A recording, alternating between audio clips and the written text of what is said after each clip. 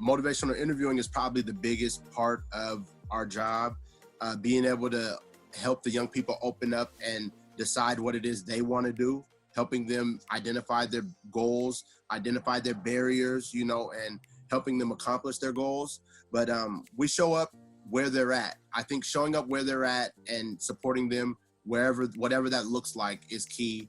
The consistency is also big, but my team is a team full of people that are community members and they have ties to the community. And so them being able to build presence in the community and show up to support the young people is big. But then the relatability, when I say lived experience, a lot of times service providers can't relate to young people. So when they're trying to show up and help these young people, they're not relatable. So they've lost a young person right there, or it's hard for you to tell me about something that you've never been through. And so that's one of the biggest things I think is the relatability. Having somebody that has been through what you've been through is definitely key.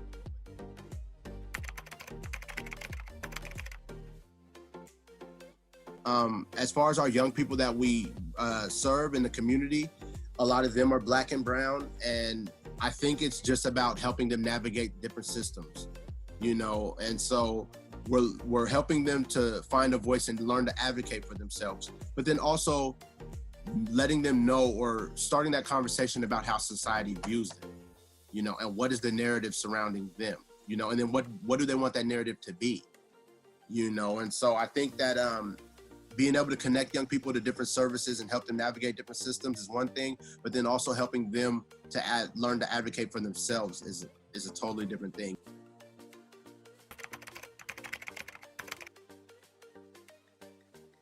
And so my program is about really showing up to support the community and showing that you care for these young people. How do I show up and build their support systems, And so I want to see somebody that has some experience, whether it's professionally or personally, with this demographic, and then also somebody that has roots in the community, and showing that you're going to show up and care. I think that some things that that a student can do outside of volunteering is get involved in their community, because you're going to be expected to draw on those experiences as a community member. I want you to be impacted by what happens in the community, so you're compelled to try and help the community. I don't want you to come from outside of the community thinking that you're going to be effective in this community. Not to say that you can't, but that's just typically where I stand. I want to see that you're involved in the community. Even if you're coming from outside the community, what have you done thus far in the community?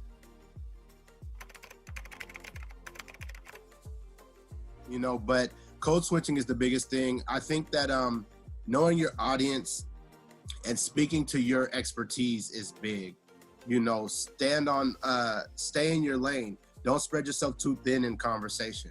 If you don't know about something, it's okay to not know about everything that's going on, that's fine.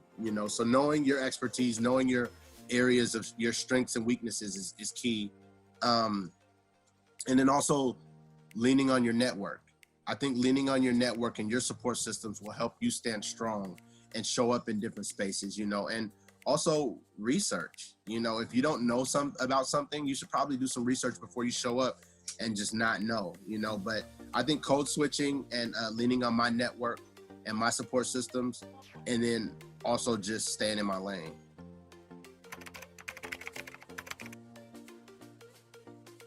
And so you're gonna build friendships and on a personal and professional level that will follow you outside of college, so networking is big.